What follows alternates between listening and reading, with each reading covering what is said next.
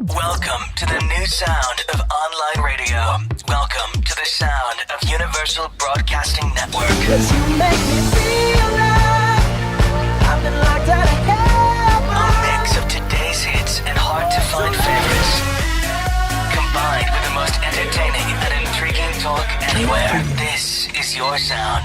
This is the sound of Universal Broadcasting Network at UBNradio.com.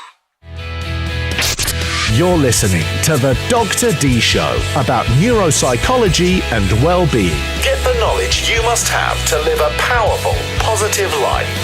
The Dr. Dee Show. Here for you.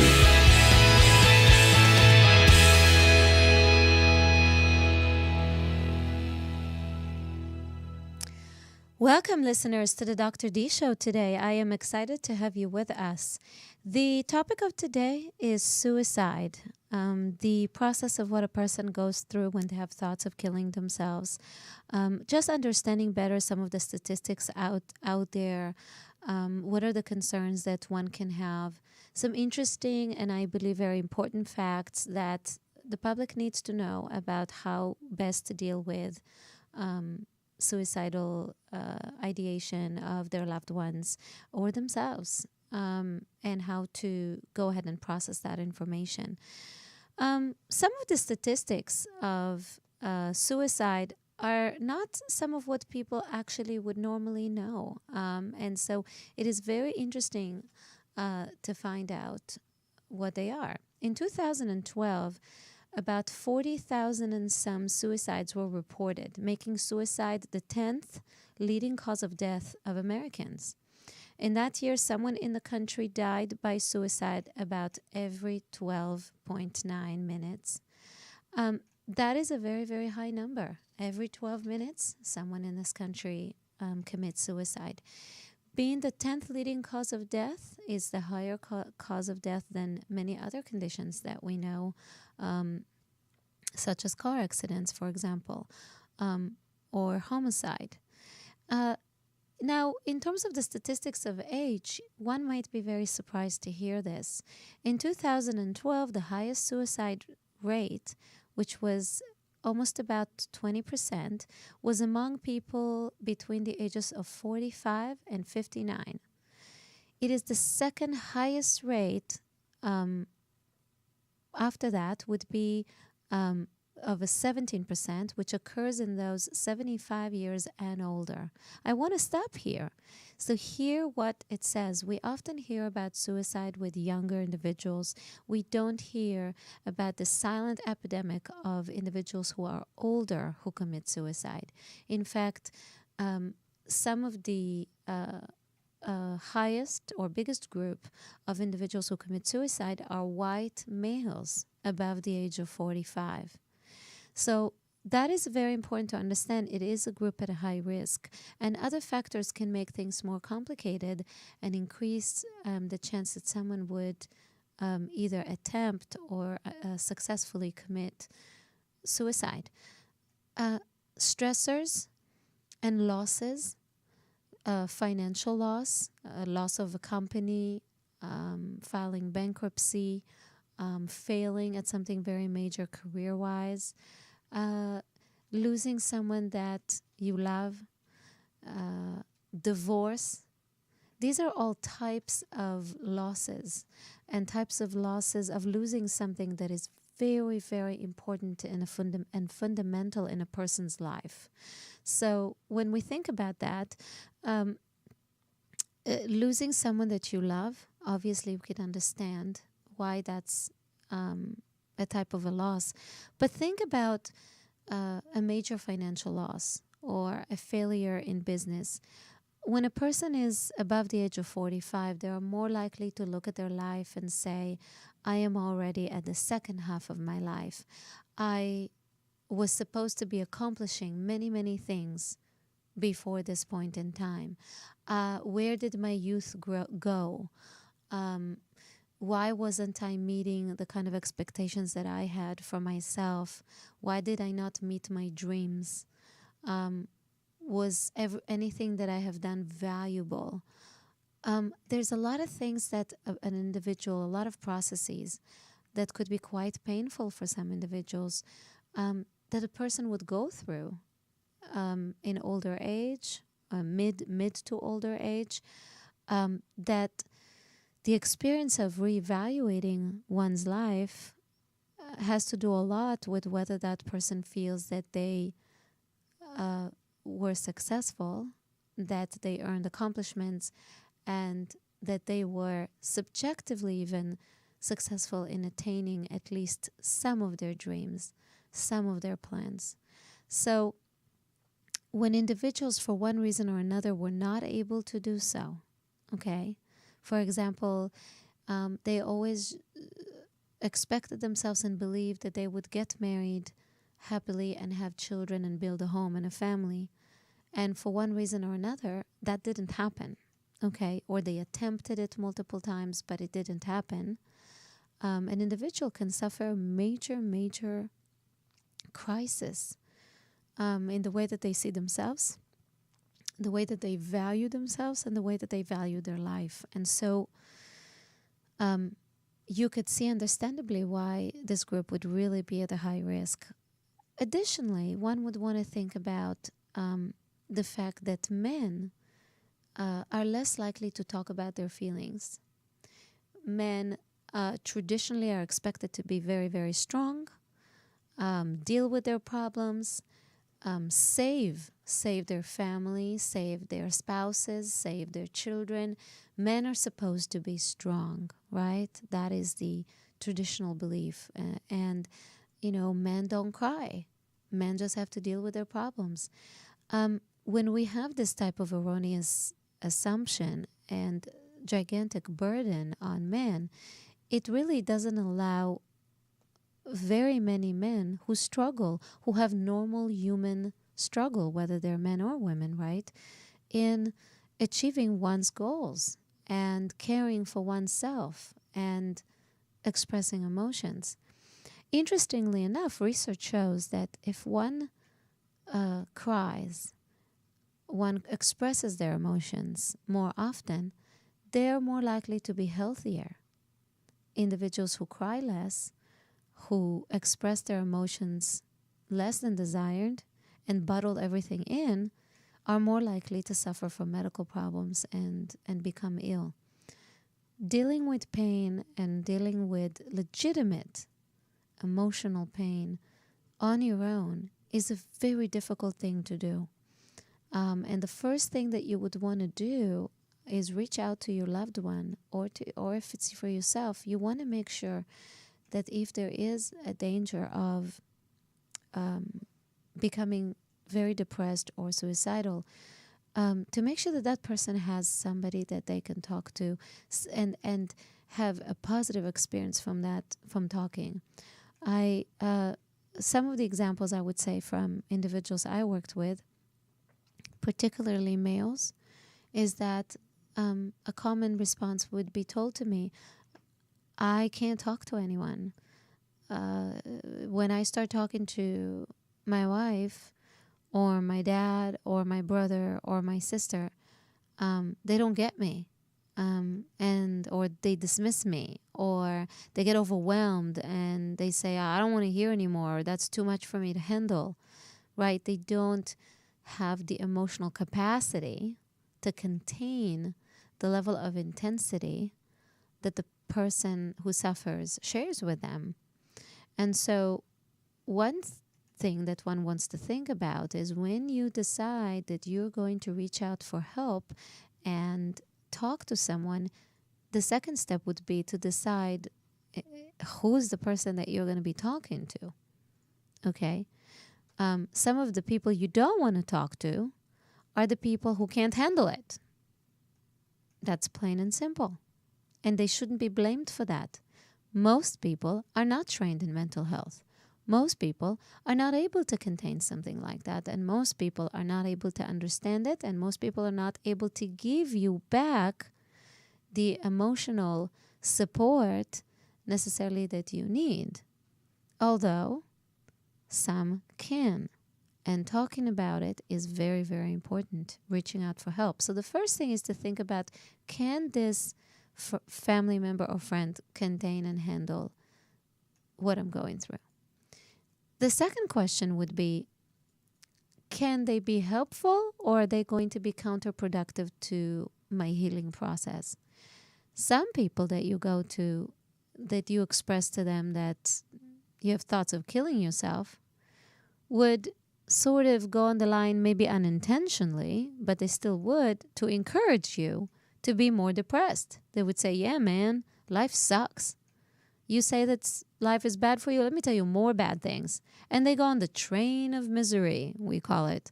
They just add more and more miserable stories to your story, just to prove to you that, yes, everything is bad, the world is horrible. And by that, what are they doing? They're supporting the concept that you should be killing yourself, which is not what we want. Some people would go ahead and say the most horrible thing, and we have seen that on the news. We have seen, unfortunately, incident of that sort, particularly with teenagers, where a teenager would feel suicidal and express that on Facebook, trying to get emotional support, trying to get someone to understand them, trying to get maybe some love and care through social media, which is what teenagers do these days, unfortunately, instead of getting it one-on-one. And you would have other teens responding in a very cruel way, saying, yeah, man, go kill yourself. Or, yeah, you should go kill yourself. Yeah, go with it. You should do this and that. Okay, thinking, are they coming from an immature place? Sure. Are they coming from a cruel place? Could be. A lot of times people don't think about what they say over Facebook. I'm always amazed. I actually hired a team now to sort through some of the online communication and social media communication that's coming towards the show. And I am always amazed every once in a while at what people say and do and share on social media, which really, there's a certain percent of people that seems to forget that this is public, what they're posting, or they seem to forget that there's an actual human being on the other side of that communication. There's an actual human being that posted this posting that has feelings and emotions and might really, really be affected by what we say. So the power of the word could be very, very strong. Of course, one can deteriorate to be immature and disrespectful, but that is not the way we want to encourage people to be.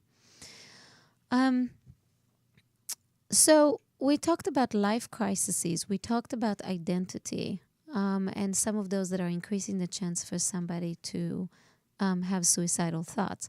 I want to say very clearly that despite what the myth says, having thoughts of killing yourself at one point in life or another, having suicidal thoughts, just the thought component of that, is actually a rather normal reaction. A lot of people don't know, but most people have at least one period in their life where they have a crisis and they have a fleeting thought of maybe wanting to die.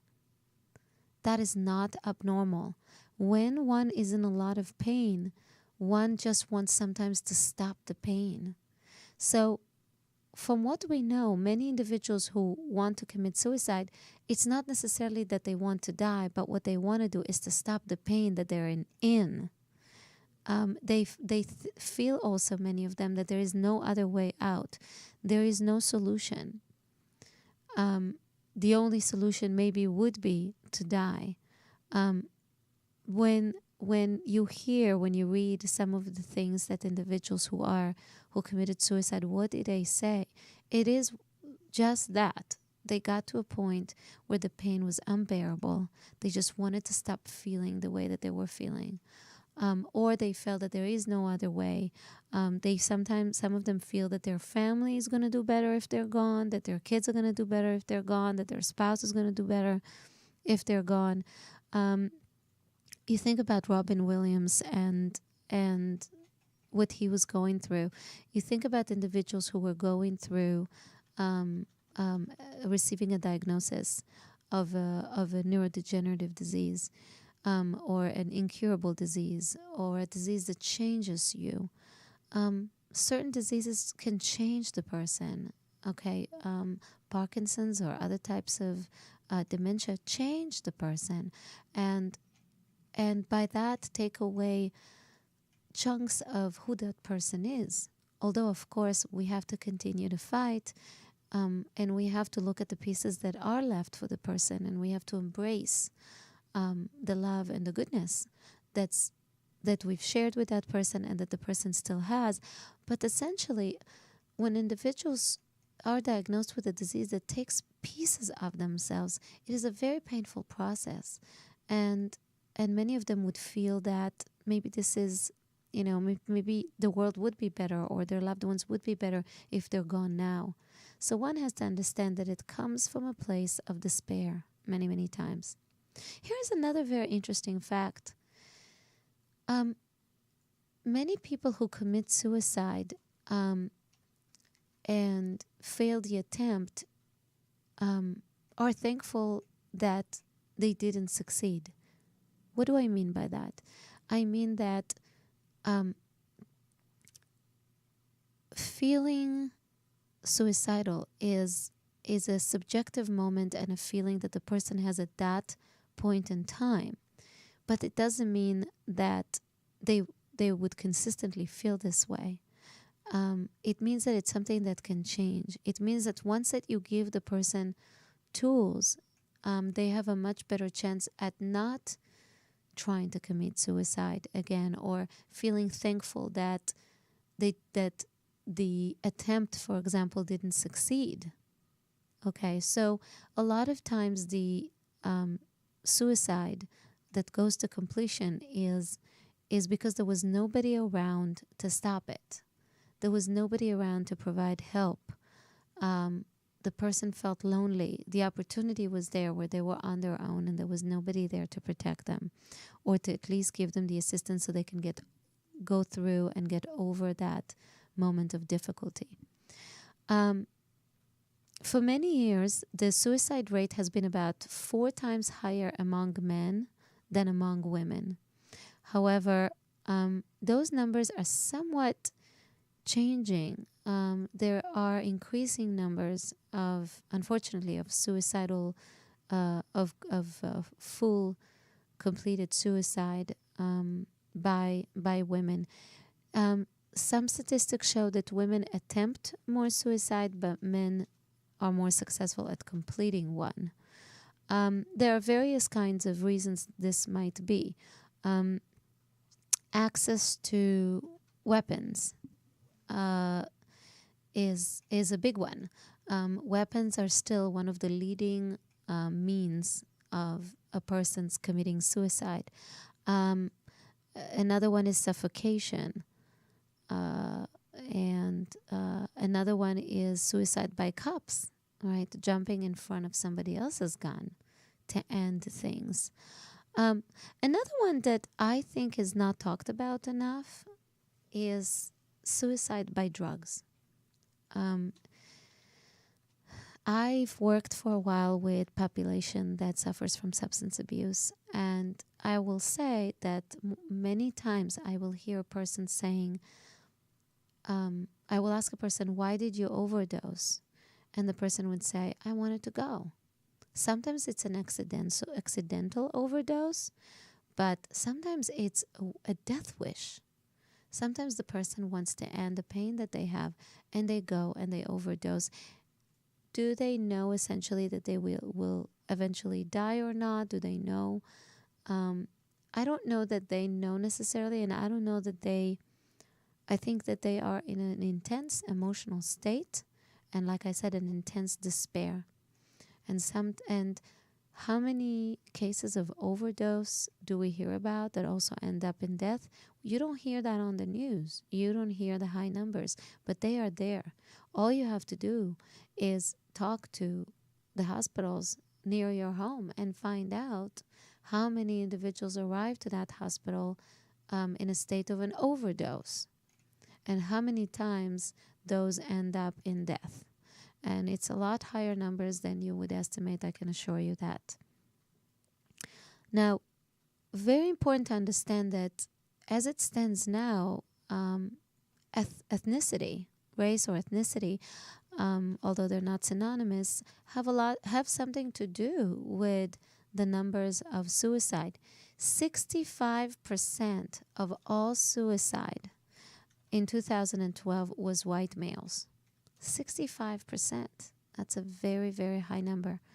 One has to ask themselves culturally, what is the reason? I also want to say that the second highest rate was actually among American Indians and Alaska Natives. That is a strong call for help as well. This is a small community, okay, American Indians, and yet they have such high rate of suicide. They also tend to have higher rates of substance abuse and other risk factors. And this could be a whole topic by itself of what the American Indian population suffers from at this point in time. Now, much lower rates have been found among Asians, Pacific Islanders, Blacks, and Hispanics. We're talking about 6.2%, 5.5%, and Hispanics 5.8%, much lower. Now, firearms is the most common method of death by suicide. It's accounting for about a little more than half of all the suicide deaths. And the next most common method was suffocation, like I mentioned. But also, the next one is poisoning. And there is definitely an epidemic of suicidal ideation and attempt by the veterans, the veteran population. That is a major problem, and we need to understand that right now it is a very hot topic because we have a lot of our veterans coming back, OEF, OIF from Afghanistan and Iraq, who have been deployed multiple times and have been facing trauma on a daily basis, some of them, who's really has a much higher risk and chance of affecting the way a person is feeling, the way that they perceive themselves and the world, their capacity to handle pain, and their ability to resolve some of the questions that they have internally. One has to understand that this is a major issue, how one understands trauma. So even in the general population, before we talk about the veteran population, even in the general population, 1 out of 2 women will face trauma in their life, and something between 62 and 65% of males will face trauma in their life. When we say trauma, we often identify that as either being subjected to or watching someone else being at a life risk situation of physical threat to physical well-being or threat of death, and either for yourself or to someone else. And identifying that there is a percent of individuals from that group of people that are exposed to the trauma that will develop suicidal ideation. It is suggested that 1 out of 5 veterans who have been coming back from war, suffer from suicidal ideation. My feeling is that the numbers are higher from my experience with veterans. A study published in 2013 by the VA showed that there were 22 suicides a day. Now that made a lot of noise, that study. It was staggering. It was a study over 6 years, and it was examined by the Times, where California veterans under 35 took their own lives. The amounts were suggested to an average annual rate of 27 suicides per 100,000 veterans. If that rate were to hold true across the country, we're talking about, in that study, 1.5 each day. So the numbers were still different in those ones, but those are still high. I think the real number is somewhere between that 1.5 a day to 22 a day. Either way, those are very, very high numbers. One has to understand also that veterans are at higher risk, even more than the general population, not only because they were exposed to trauma on an average, we can talk about for even for prison officers, for example, the trauma, the average number of trauma that they're exposed to is about 25 in their lifetime. Veterans also have watched and experienced trauma, combat veterans, countless of times. And so would that take a toll on somebody? You bet you it does. It takes an emotional toll and a cognitive toll on a person. But why they are also at an increased risk for suicide? That's because A, we talked about it before, they're males. And traditionally, males do not talk about their feelings. They're supposed to be dealing with their pain on their own. And that doesn't work very well in terms of reducing suicidal ideation. But B, they're also males, military males, meaning what is the culture of military? Be strong, invincible, fight, unemotional, deal with the pain. The whole culture of being in the military, which saves you and protects you when you are in combat and under risk, that type of mentality that saves your life on the field is that type of mentality or thinking or psychological strategy that would compromise you as a civilian. Because as a civilian, you're supposed to do pretty much the opposite. Okay, on the field, you don't want to start thinking about your emotions and talking about your emotions and expressing your fear and pain. You do that on the field, you'd get killed, or you would put your friends in danger. But as a civilian, you need to do just that in order to overcome the internal issues. One has to understand also that some part of the suicidal ideation can come from a place of being unresolved with existential questions of life. When somebody feels suicidal, they have serious questions that need to be respected, serious questions that need to be properly addressed and dealt with. It is not something you can resolve by dismissing it, reducing the importance of it. These are the things you do not want to do. What you do want to do is encourage that person to know that they can, that what they're feeling, what they're thinking is heard, and validate the fact that what they're talking about is important, and that questions need to be investigated and researched. A person has to be able to go through the journey of answering those difficult questions that life give us. Like this is what we would call existential questions. Why was I abused when I was little? That's a question that victims of sexual abuse ask. Okay, why my friend died and I didn't? My friend who has 3 kids at home and a wife, and I'm single and I don't take care of anybody. And here I survived and he didn't. Why? A survivor's guilt is what we call it. So these are serious questions that need to be addressed.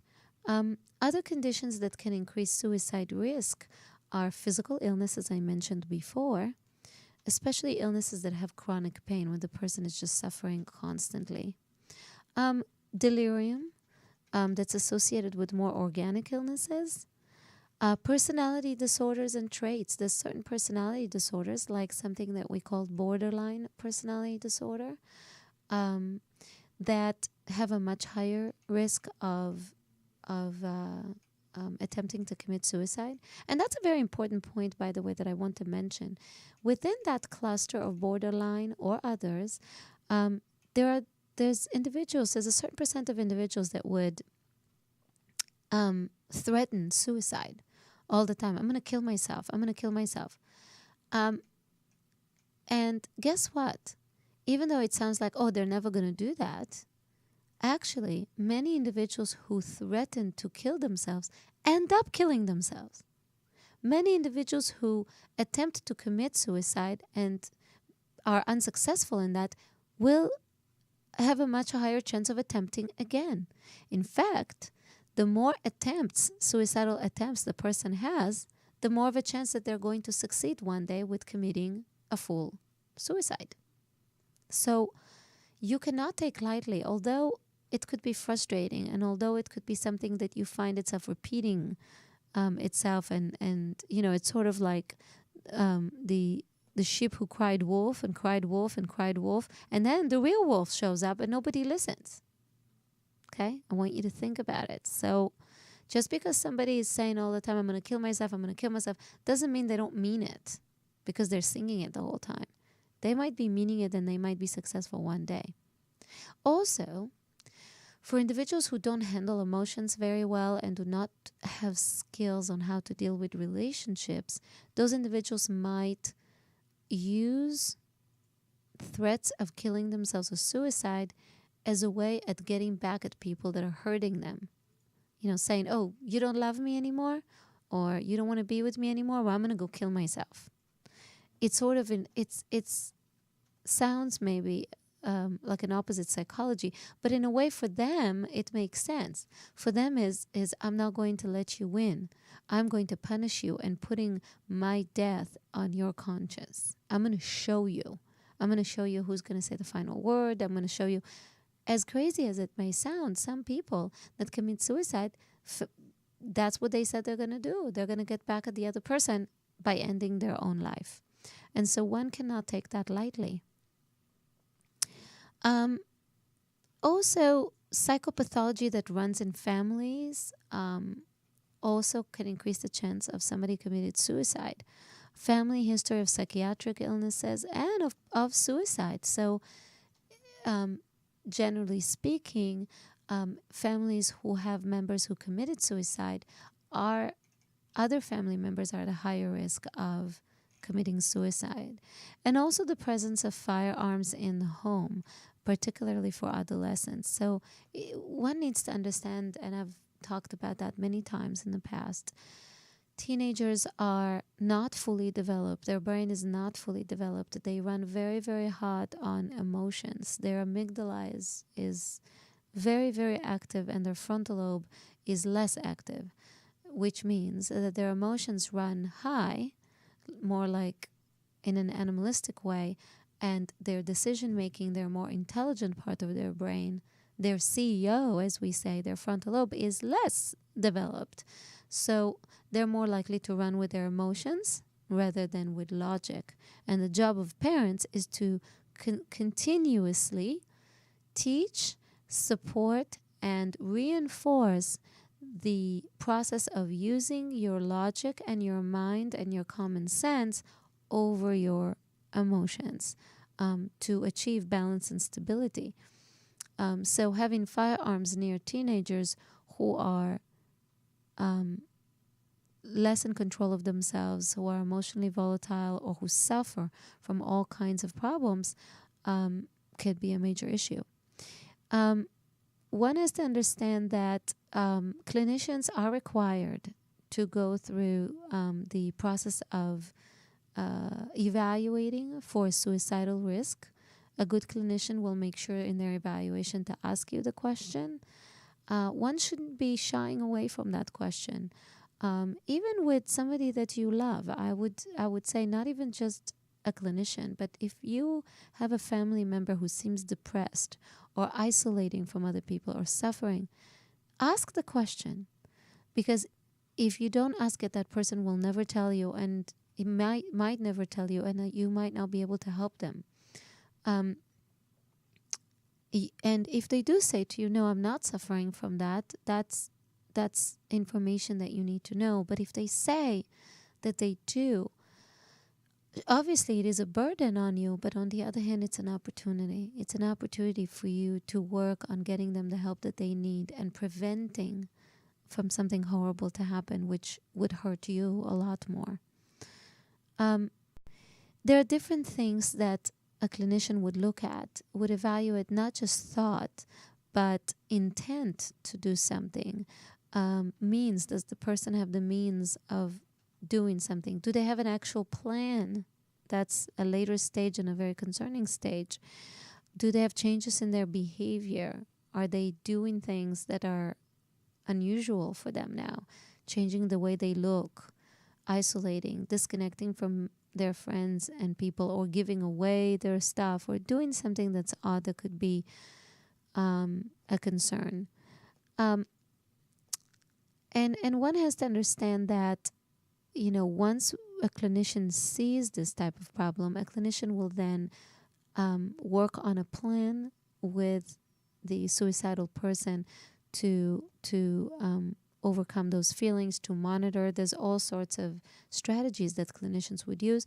And if they think that it's an imminent risk, that then they will do something that we call 5150. They would request for that person to be admitted for a psychiatric evaluation or a 72-hour hold, to be evaluated for that risk and for safety. The person, of course, can check themselves voluntarily to the hospital to do so, or they can be involuntarily checked into the hospital by a physician that would be qualified to evaluate and make that decision. One has to understand that although white males above 45 are at the highest risk, the next group that's at the high risk are young teenagers, basically young adults. And suicide is one of the major causes of death for all people of all ages, from their teens into their old age. It does continue to be a silent killer that we are not talking about enough, we're not dealing with. It's a scary topic for a lot of people, but it's something that we have to deal with. In fact, it is so common that 20% of individuals will have a suicide within their immediate family. 20% of the population, 1 out of 5. That's really high and very common.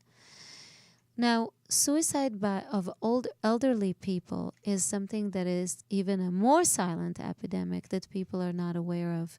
It is a growing population at a risk, and it is one of the most common populations and leading populations in committing successful suicide. It is very difficult in some ways to age without having the proper structure and the help that you need. It is an increasing public health problem worldwide, and many times, no one would know that actually happened. An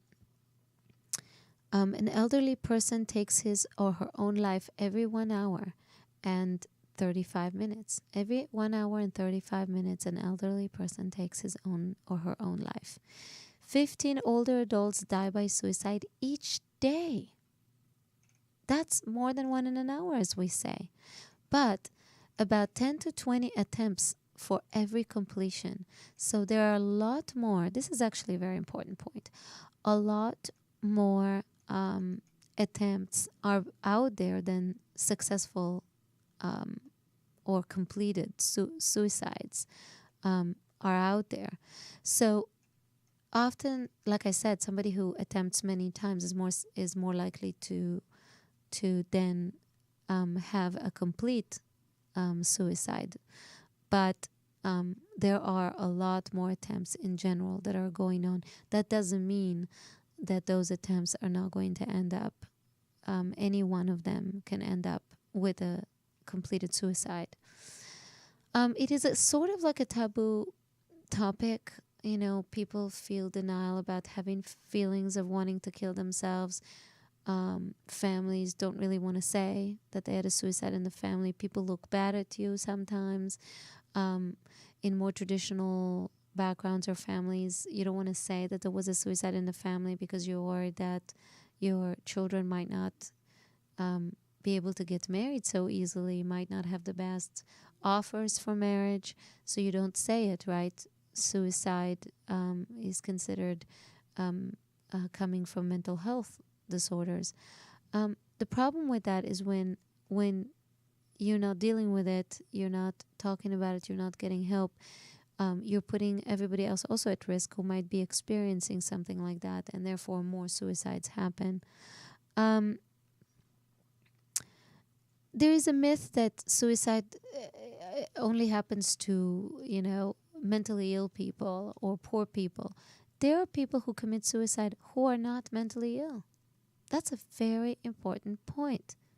It's not a requirement to have a mental illness to commit suicide. People commit suicide, like I said before, because they feel there is no way out from their situation. And that could happen to many people. There were and there are some very successful people who experience a major loss, as I said, like filing bankruptcy, like getting a judgment by the court, and they feel that there is no way out, there is no way to get better from that situation, there is no way to recover, and that's why they go and end their life. So that's very important to understand. There is another issue with suicide, particularly in more religious environment, is that in some religious beliefs, suicide is a sin. You're not allowed to commit suicide. You're not allowed to take your own life. Your life is not yours to take. It is life that was given to you to be protected and treated by, was given to you by God, and it's your job to do the best with that life, but it's not yours to end. And so it's important to understand that there's a lot of guilt and feelings of sin and confusion and lots of problems, and could be rejection by your religious environment due to this type of belief. It's not to discount the belief or discount people's feelings, but it's to understand that the two have to be respected, people's religious beliefs and individuals' beliefs, and the pain and suffering that the suicidal person is going through. Things that were making it more difficult. The Roman Empire identified suicide as self-murder. It's been looked at in a very serious way, so that makes it very difficult for individuals who follow the belief. And on we can go and describe that. Every once in a while you do see the media address the concept of suicide, but truthfully, not always in the way that we would hope as clinicians that they would. Giving people tools, help, giving it enough coverage, giving coverage to epidemic of older individuals who commit suicide, but also giving room to younger people who use substance abuse in a way of killing themselves. That death wish that they have, overdoses that relate to that, etc., are not covered properly, in my opinion, in the media in terms of giving people the tools to get help. They can get out of it. There are things they can do. There is beauty that can be found, and sense of well-being that can be found with some of the simplest things in life. And one of the hardest things to do is to find peace with yourself, with your life, with your actions, with your presence in the world, regardless of other people's judgment, regardless of what your resume says, regardless of what social media says. If one can be happy and content with themselves the way they are and with their subjective and their own unique journey, with sense of forgiveness to themselves, okay, that this is the soul they received, this is the life that they received, and that they're doing the best they can, one is more likely to achieve internal peace. And that is very important to focus on. It's very important to focus on that in a way of understanding loss and pain, understanding that we must be humble that there are so many things that are not in our hands. The only thing that is in our hands is our own behavior and how we choose to react to the things that come our way. It is not in our hands to change the world. It is not in our hands to to make sure that certain things don't happen. We can never ever assure that. We do not have control on those forces. But we do have control on how we react, how we deal with it, and what good can we do. Not just the way we react to it, but if we can, what good can we produce from the situations that we are in, which is truly always and endlessly what the world needs. With that in mind, there's